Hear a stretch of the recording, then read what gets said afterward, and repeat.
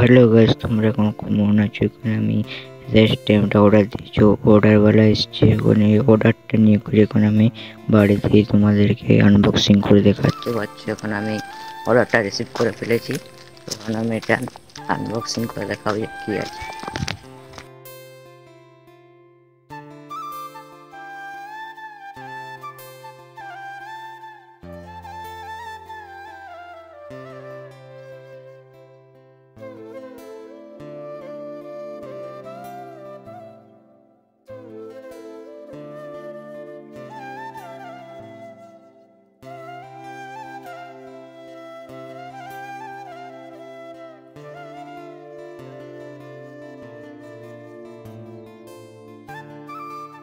Guys, এটা হলো stem. তো বেশি পয়সা দিয়ে অর্ডার করেছি, হবে 1500 টাকা।